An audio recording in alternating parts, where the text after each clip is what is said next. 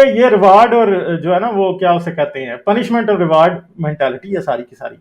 तो मैं समझता हूँ कि ये जो है जानवरों के साथ और बच्चों के साथ जो एटीट्यूड है उससे इवाल्व होती है। जैसे कि बहुत से रिलीजन जो है वो खुदा को बाप कहते हैं, या किसी देवी ट्रू। को माँ कहते हैं, दुर्गा माँ हो गई, काली माँ हो गई, ठीक है, खुदा मेरे बाप साइड हो में गया मेरे साइड उसका। में शक्तिज्म है, तो इसीलिए हम लोग के यहाँ पे देवी पूजा ज्यादा होती है। हाँ, सो ठीक है। मतलब गॉड का कंसेप्ट हम लोग के लिए एक फेमिनिन एनर्जी है। हाँ, सो तो दैट्स वाई, मतलब कि हम लोगों ने एक सुप्रीम बीइंग को मान लिया है कि भैया उसने हमको देखना है, हम्म, और उसकी मतलब जजिंग की क्राइटेरियाज क्या है, those are the hmm, same judging criterias of human beings. So हाँ, that supreme being is showing human natures. हाँ, अगर हम उसकी इबादत नहीं करते हैं तो भैया उसको गुस्सा आ जाता है। हाँ, अगर कॉन्सेप्ट ऑफ गॉड होता भी तो मतलब बहुत रिलीजियस लोग ये बोलते हैं कि हम लोगों को गॉड की जरूरत नहीं, हम लोगों की जरूरत नहीं है, हमको गॉड की जरूरत है। सो हम लोग जो कर रहे हैं, हम लोग उस गॉड से डर के या फिर उससे एक रिवॉर्ड पाने के लिए या फिर जो भी हो, हम उसके लिए वो चीज कर रहे हैं। But still if we are showing that kind of nature और that kind of reverence towards a supreme being, we are actually agreeing that that supreme being has also all that flaws of human nature हाँ, or all हाँ, qualities of human nature exact. which we go through। कि अगर हम लोग के under कोई subjects होते हैं, अगर वो सब्जेक्ट हम लोग की बात नहीं मानते, मतलब एक जमाने में जो स्लेवरी में हुआ करती थी कि भाई आप ही लोग हमारे माई बाप हैं, आप अगर टुकड़े देंगे तो भैया हम लोग अच्छा चलेगा, आप अगर टुकड़े नहीं देंगे तो भैया हम लोगों के लिए बुरा हो जाएगा। जो स्लेवरी बहुत सालों की लड़ाई के बाद गई। सो आप क्या देखते हैं कि ये रिलीजन का कंसेप्ट, इवन हम लोग इतने पढ़े लिखे हो गए हैं, इतने कुछ हो गए हैं, आज के डेट में हम लोग इंटरनेट के थ्रू दुनिया के हर एक कोने, हर एक नॉलेज को हम लोग एक्सेप्ट मतलब एक्सेस कर सकते हैं। बट हम्म, स्टिल एक सर्टेन पॉइंट ऑफ टाइम में आके हम लोग एक फियर ऑफ अननोन की वजह से हम लोग डॉगमेटिक हो जाते हैं, और उसी चक्कर में हम लोग दूसरे इंसानों के या फिर जो जिसके लिए वो कंसेप्ट ऑफ गॉड डिफरेंट है, उसके साथ हम डिस्क्रिमिनेट कर बैठते हैं। या फिर मतलब हम लोग पोजीशन ऑफ पावर का फायदा उठा के और उसको एक रिलीजियस क्या बोलते स्टैम्प मार के बोल देते हैं कि भैया तुम पैदा ही नीचे हुए थे या फिर तुम पैदा ही ऊपर, मतलब एक बहुत सारे कॉन्सेप्ट जो नीचे ऊपर वाली आप बात छेड़ रहे हैं, इधर सारे भक्त पागल हो जाने हैं थोड़ी देर में, हमने इस पे बात की तो। अच्छा चलें करें बात, अब मैं सर मजाक कर रहा हूँ, सर आप बहुत बात करें। गालियां पड़ती हैं मेरे को जब हाँ, मैं इन सब बातों में बात करता हूँ। लेकिन ये सब चीजें जब मैं सोचता हूँ कि अगर हम एक सुप्रीम बीइंग को देख रहे हैं, उस सुप्रीम बीइंग की कैरेक्टरिस्टिक्स अगर हम लोग इस डर में कर रहे हैं कि भैया कि वो हमको रिवॉर्ड देगा, वो हमको मतलब पनिशमेंट देगा या फिर ये वो, those characteristics are human characteristics, those characteristics are natural characteristics of an animal being, हाँ, those cannot be the characteristics of a divine thing, या फिर जिस तरह से ज्यादातर मतलब रिलीजियस बुक्स में लिखा जाता है। सो इतना मतलब पढ़ने लिखने के बाद भी हम लोग उस फियर ऑफ अननोन के चलते हम लोग डॉगमेटिक क्यों बन जाते हैं, हम लोग क्यों डिस्क्रिमिनेट करना शुरू कर देते हैं। What do you think about it? Sir देखें, वो जो आपने बात शुरू की थी ना हंटर गैदरर के वक्त से, वो बात आपकी बिल्कुल ठीक है। जब बात पोजेशन की आई तभी से हमने, मैं समझता हूँ कि जैसे अक्सर कुछ बातें कहते हैं कि जिस दिन इंसान ने पहली बार ये कहा था कि ये जमीन मेरी है, तो उस दिन यानी भाई दुनिया में मैं थोड़ा इंटरप्ट कर रहा हूँ, बाजवा जी ने एक कमेंट दिया है, लाल सलाम कॉमरेड। हाँ, आई एम हाँ, नॉट अ कम्युनिस्ट बाजवा जी, मैंने कोई कम्युनिस्ट का सपोर्ट नहीं किया है, प्लीज मतलब हाँ, आई डिस्पीस कम्युनिज्म। एनीवे। अच्छा।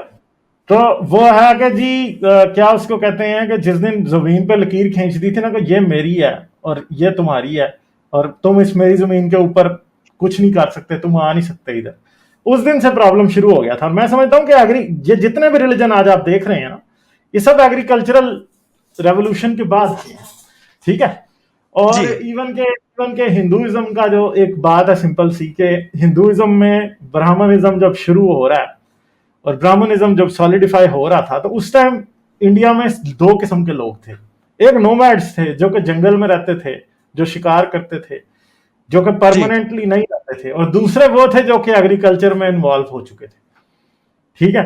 तो वो जो नोमैड्स या इस किस्म के लोग थे वो आउटकास्ट हो गए, और जो एग्रीकल्चर में इन्वॉल्व थे वो सारे जो है वो रिलीजियस फोल्ड के अंदर इंक्लूड कर लिए गए। ब्राह्मण अगर सबसे ऊपर चला गया तो सबसे नीचे शूद्र चला गया, क्योंकि वो अभी भी वैसे काम कर रहा था जो कि नोमैड लाइफ से रिलेट करते थे। या फिर जो कास्टलेस लोग थे वो सारे के सारे उस फोल्ड में आ गए। अब जैसे शूदर और जो कास्टलेस लोग थे जिनको चंडाल चमार जो भी कहते हैं, वो लोग जो थे वो चमड़े का काम करते थे। ठीक है, कैसे कि वो शिकार करते थे और उस शिकार करने के वाले जानवर को वो खाते थे और उसके चमड़े की वो चीजें बनाते थे, और वो जो चमड़े की बनी हुई चीजें थी वो इवन के फिर वो गांव में ले जाके ब्राह्मणों को भी बेचते थे। और इवन के हर राजे की आर्मीज जो थी उनके लिए चमड़े का सारा काम ये शूदर और जो कास्टलेस लोग थे वही करते थे। ठीक है जी। आर्मर्स एक टाइम में चमड़े से ही बनते घोड़े की काठियां भी वही बनाते थे, आर्मी नहीं चल सकती थी उसके बगैर। ठीक है, सारे राजाओं की, जैसे कि अब 11th सेंचुरी का जो राजा था फर्स्ट है, ठीक है, जो कि चोला एम्पायर का था, वो तो उसने तो जो कास्टलेस लोग थे उनको जमीनें दी हुई थी इसी काम के लिए, क्योंकि उसके लिए चमड़े का काम सारा वो करते थे, घोड़ों की काठियां, फिर जो आर्मर है वो सारा वो बनाते थे, ढालें वो बनाते थे, और पता नहीं कितने काम वो करते थे।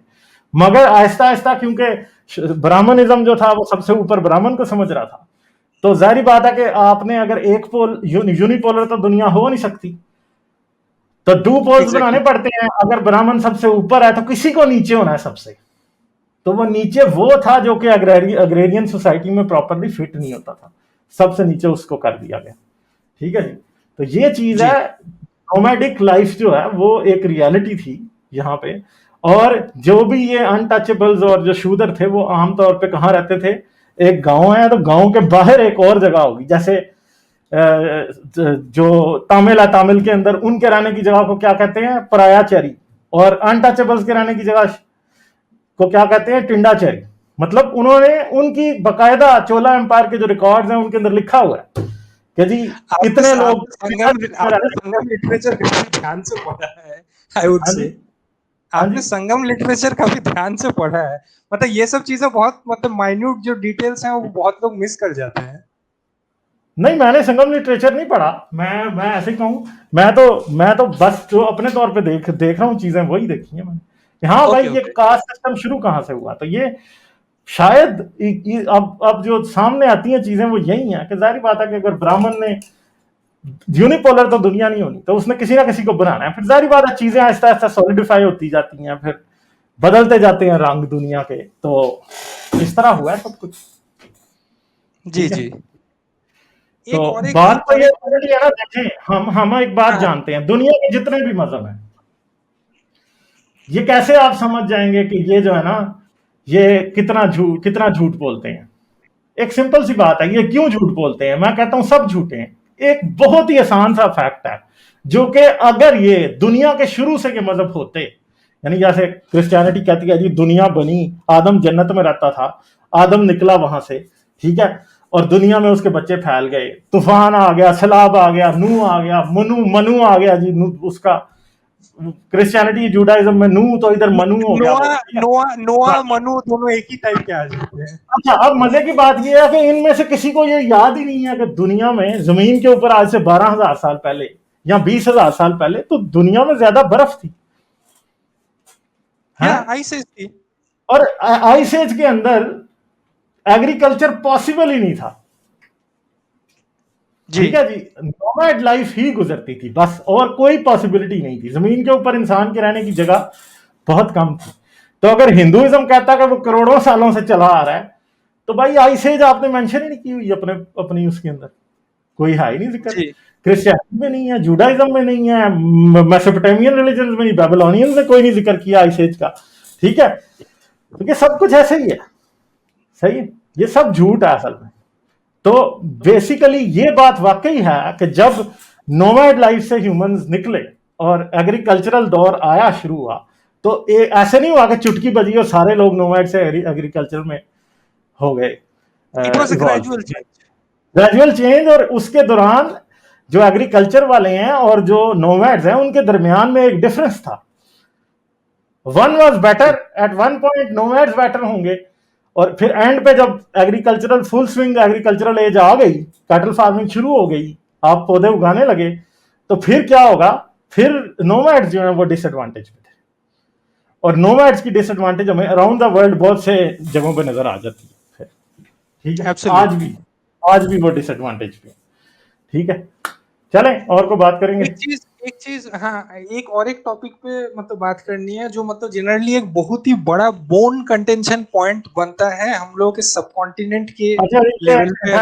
मुझे मुझे ये जवाब देने दें। अच्छा जी, Indian monsoon led a global warming 130,000। ओ बाजवा साहब, मसला ये है कि आज भी हम आइस एज के दरमियान में इस पीरियड को कहते हैं इंटरग्लेशियर, ठीक है। ये पता नहीं आपने कहां से ये बात निकाल ली है, ठीक है। India never had ice age and was protected by Himalayas.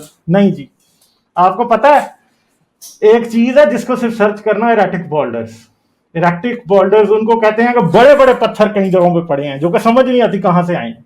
वो बेसिकली आइस एज की निशानी है। जरा जाके पढ़े एरेटिक बोल्डर्स किनको कहते हैं तो आपको पता चल जाएगा।